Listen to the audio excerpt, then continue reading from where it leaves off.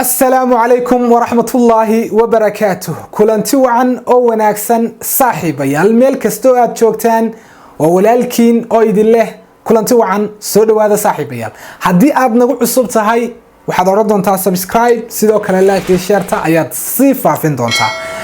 هدي كلا نلا شوكتين لايك ديشارتا كات كان دونتا صاحب أد بعد أمها تصنتا هاي سودو هذا maanta sheekadeenu waxa ay ku saabsan tahay sheeko dhiirigelin u noqon karta inaga nafsadeena oo inaafici karta waa wiil loo yaqaan Ritesh Agrawal ayaynu ka sheekayn doonaa historygiisa ama taariikh nololeedkiisa wiilkani waxa uu ku biiray billionaireska caalamka isagoo aad u da'yar oo 25 jir ah hadaba aynu ka sheekayno qisada ama sheekadiisa Ritesh Agrawal waxa uu u dhashay wadanka Hindiya waxaan ku dhashay magaalada loo yaqaan Bisam Kutak ee ku taala gobolka Odisha wiilkan oo ka soo jeeda qoys tan yar ah maruu ka sheekeynayay halka uu ku dhashay iyo sida uu maanta yahay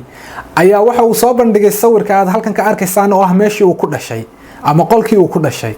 Ritesh isagoo 13 jir ah ayaa waxa uu iibin jiray simikaadhada markaas oo buu ganacsan jirayba hadaba Ritesh waxa markii uu dhameeyay dugsiga sare waxa uu anbabaxay dhankaas iyo New Delhi caasimadda wadanka Hindiya si uu ugu biiro jaamacad amaba college-kii waqtiga dhigan jiray markuu wax yar dhigtay ayaa la sheegay inuu ka drop out garooway ama uu iskaga baxay college-kii iskaga tagay isaga nafsahantiisu mar dambe oo la weydiiyay sababta uu uga baxay college-ka ayaa waxa uu sheegay inuu college-ku yahay waqti lumis inaga waqti lumis inoo aha laakiinse Hindiya waqti lumis ayay noqon kartaa sababtoo ah Hindiya waxa la sheegaa qof injineernimo timuhu ka horeen oo bidaaro ku gashay injineernimo darteed ayaa hadana bishii waxa uu ku shaqeynayaa $70 ama $80 wax ka yar $100 ka ugu badan waa ka $150 $120 ku shaqeeya waa isku tirabateen aad bay isku tirabateen marka intaas 7 sanadood 8 sanadood 9 sanadood adiga oo jaamacad soo dhiganay oo hadana lagu yiri waxaas ku shaqee shahaadadu wuxuu yiri waxay igu noqon kartaa caqabad marka ma doonayo inaan waqtigeyga ku lumiyo inaan wax dhigto oo 8 sanadood iyo 9 sanadood dambe aan wax dhigasho ku silubiyo sida la ajligeed ayuu iskaga baxay iskuulkii jaamacadii baan jeedaa college-kii kadib wuxuu jeclaa safarka wuxuu u baxay safar gobolada Hindiya iyo tuulooyinkooda uu ku marayo wuxuu soo xaqiijiyay Ritesh Agrawal waxyaabahan loo baahan yahay oo markii dambe u noqday hadafka guushiisa wuxuu soo arkay Hindiya ama goboladeedu ama caalamka oo dhanba inaanu lahayn hoteelo jaban ama qolal jaban oo dadka danyarta ah ay ku safri karaan ama haday dalxiis u baahdaan ay tagi karaan ay ku nasan karaan maadaama ay lacag buuran haysan waxaanu hirgeliyay Oyo rooms oo loo yaqaano hoteelada ugu jaban caalamka ama qolalka ugu jaban caalamka ayuu hirgeliyay shirkadiisuna waa Oyo rooms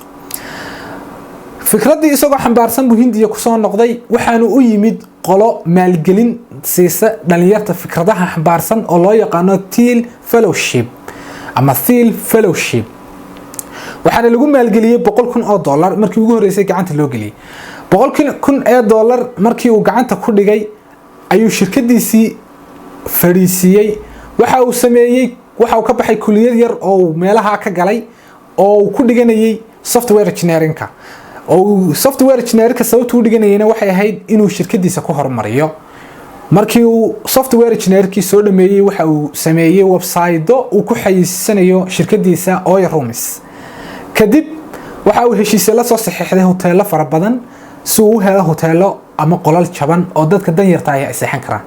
ugu dambeyntii waxa la sheegay 2014 hal sano oo kaliya ay ka soo wareegtay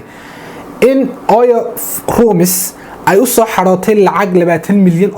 ay waqtigaasi lagu maalgashaday ama shirkadda lacagta ay taagneyd way Oyo rooms halkaas kuma joogsan waa uu ka sii kobciyay fikradiisii waxaan uu anbabaxay dhanka wadamada jaarka sida China sidoo kale wuxuu tagay Bangladesh sidoo kale wuxuu tagay wadanka loo yaqaan Malaysia oo ka hirgeliyay shirkadiisii Oyo rooms way socon doontaa ilaa Mareykanka waxa la sheegay 2018 inay shirkadu xaqiijisay imsa sano soo wareegay 4 sano soo maaha waqtigii la aasaasay 5 sano soo wareegtay $1 bilyan inay shirkadii xaqiijisay inay hadda ku maalgashan tahay ama ay haysato 2020kii waxaa la sheegay in mulkiilaha shirkadda Oyo Rumis oo ah wiilkeenu ka sheekaynayna ee Ritesh Agrawal ay lacagtiisii jartay ama jeebka ugu jirtay ama qasnadaha ay noqotay $1 bilyan waa Ritesh Agrawal lacagta isagu iskiisa u leeyahay sidoo kale maalgelinta ugu jirta shirkadiisuna waxa ay noqotay oo 2019kii buuxiyay $2 bilyan oo isagu ku maalgashaday isla shirkadiisa sida wuxuu ku noqday ama uu kaga mid noqday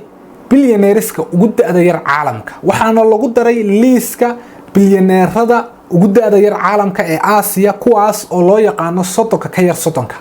waa liiska loo yaqaan sodonka ka yar sodonka kaas oo lagu diiwaan geliyo bilyaneeriska da'da yar ee ka yar sodonka caalamka ama Aasiya hadaba Ritesh Agrawal waa qofka labaad ee da'da yar ee Hindiya bilyaneerka noqday waqti xaadirkan maxaynu ka baran karnaa qisadiisa waxaynu ka baran karnaa 3 qodob horta in Ritesh Agrawal uu hadaf u lahaa ama waxyaabo uu jeclaa waxyaabaha hadaba aynu ka baran karno waxa kamid ah 3 qodob qodobka koowaad inaad yool lahaato yool iyo hadaf inaad lahaato waa qodob muhiim sidoo kale waxaynu ka baran karnaa in waxyaabo hobbiya jira oo in jeclaysanay inaga nafsadeena inaynu waxyaabaha ku daalno oo waxaynaan jeclayn sida inagoo ah dhakhtarro kale haddaynaan jeclayn in dhakhtar iska noqono injineer haddaynaan jeclayn in injineer iska noqono ma wanaagsana waxyaabaha hobbigiisa qof waliba leeyahay baa jirta oo uu jecel yahay inuu qof walba hobbigiisa iyo hadaf waxyaabaha uu jecel yahay uu ku foofo ayaa aynu ka baran karnaa sidoo kale waxaynu ka baran karnaa hadafka aad leedahay inaad xaqiijiso oonad marnaba ka caajisin kana daalin aad iyo aad baad u mahadsantihiin intaynu ku kulmi doonno barnaamijkan lamida waxaan kaga tagayaa asxaabay wassalaamu calaykum waraxmatullaahi tacaala wabarakaatuh